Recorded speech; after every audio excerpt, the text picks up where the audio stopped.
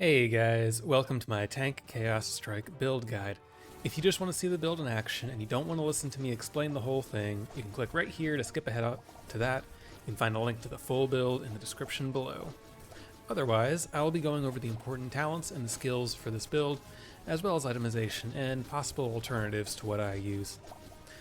First of all, basic idea, we just want to use weapon, the Ominous one, to make the tank cast Chaos Strike on his auto attacks, and we want to do this as fast as we can. I also use Righteous Might and Hell's Edge to help with the damage.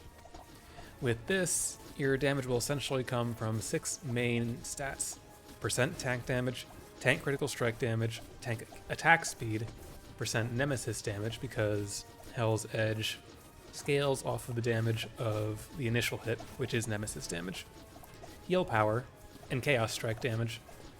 Since Chaos Strike is already guaranteed to crit, we don't need to worry about critical strike chance at all.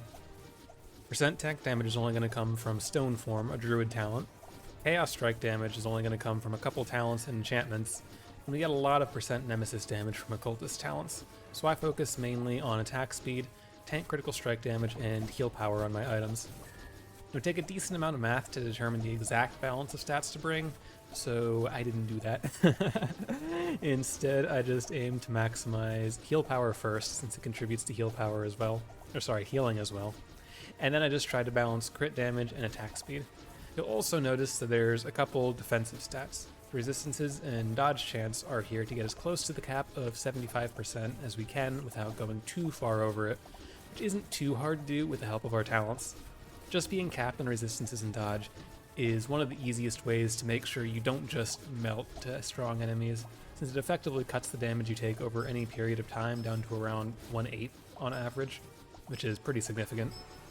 After that, I just took max health where I could or had to, in the case of the armor, and got +2 to Stone Form on both armor pieces, because Stone Form is a massive DPS boost, and you'll probably always want to have this as high as possible for this build.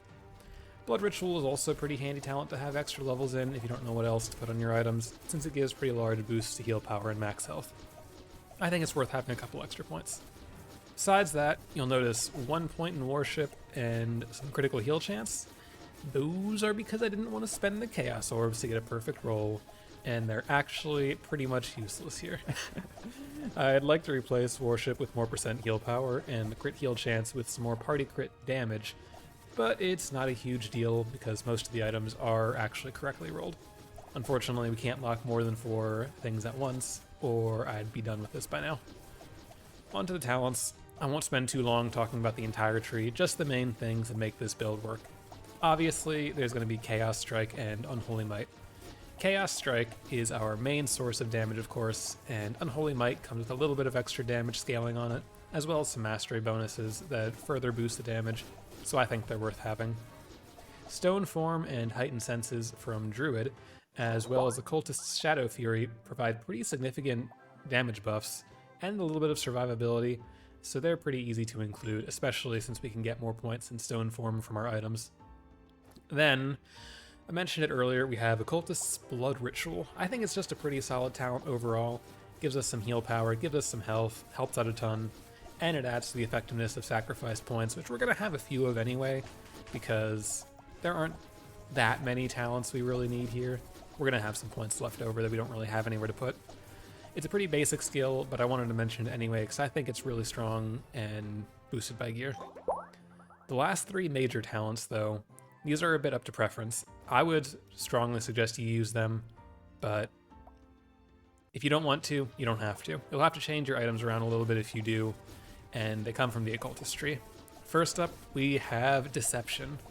Deception is an honestly kind of absurd number of resistances for only 3 points, but it obviously comes with the downside of effectively dropping your resistance to 0 if you ever drop below half health.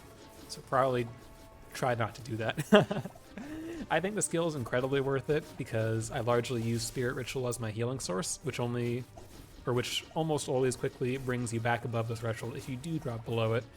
And 30% resist all, that's a lot of stats. It essentially takes 6 or 7 stat slots on items to make up for that, since you need 3 elements, you need some physical resistance, you need some nemesis resistance, and physical and nemesis don't really come in 30% on items in a single stat slot, right? So Voodoo Magic, our second one here, this is mostly a safety net.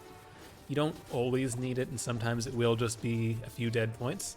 But every now and then, especially the higher you go in the Infinite Corridor, you'll enter a fight and the tank will sometimes just completely fail to dodge and he'll die instantly. He just gets auto-attacked by all 3 enemies and dies. So having 3 points in Voodoo Magic makes sure the fight doesn't just end there with our main source of damage gone, and also, with Mastery, makes sure that you'll have enough health to be above Deception's health threshold, just in case. You can remove this if you want, but it'll make you a little less consistent. I would really not take the points out. Void Influence is the last one we've got here, and it doesn't sound like it does a whole lot, but it's actually surprisingly useful. Many bosses have multiple skills with pretty moderate casting times and relatively short cooldowns, so this can sometimes make it, especially in the case of Risharax the Werewolf, that they will just almost never auto-attack. They'll just spend most of their time casting the skills, and you've got plenty of time to heal. You take pretty much no damage. It's fantastic. At the very worst, it'll give you a little bit of extra time to heal without any pressure and do some free damage. So I think it's incredibly worth it. You can definitely play without it if you'd really rather find a different home for those 3 points. Maybe sacrifice them, maybe you just have somewhere else you want to put them. But that's pretty much all there is to it. For how I actually play it, all you really have to do is make sure you keep Mind Rush on the healer for the extra heal power, and try to keep at least 1 stack of Spirit Ritual on the tank just to make sure he's healed up quickly in case he doesn't dodge. Remember that there is a large burst of healing when it expires, so it's good to have stacks there before you need the healing, just so you can get to that burst of healing a little faster. I like to use Banish when the boss is going to do an attack that hits multiple party members, and I like to use Iron Vines when he's doing something that targets a single character, usually the tank. You can also use Iron Vines to help save someone who's gotten to low health. Just cut their damage taken a little bit, give you some extra time to get them back out of the Deception threshold. Demonic Contract is pretty straightforward. It's our main source of mana. A little nice thing you can do, if you put Spirit Ritual on everyone before you use it, Spirit Ritual will expire after you use Demonic Contract and hit them with a big burst of healing much sooner than if you were to start healing them afterwards, bringing them back to full health pretty much immediately. Lastly, we've got Shadow Ripple here. It's just an extremely high heal burst, and it's nice in case of emergencies. It'll pretty much always overheal, so expect to pay the extra mana penalty. That's why we've got Demonic Contract. But yeah, that about sums up everything for the build. As I mentioned at the start of the video, the full build will be in the description below as an image if you do want to check it out or have a reference while you're building it yourself. Thank you guys for watching. I hope you enjoy the build, and I will leave you with some footage of this build beating up a werewolf. Bye.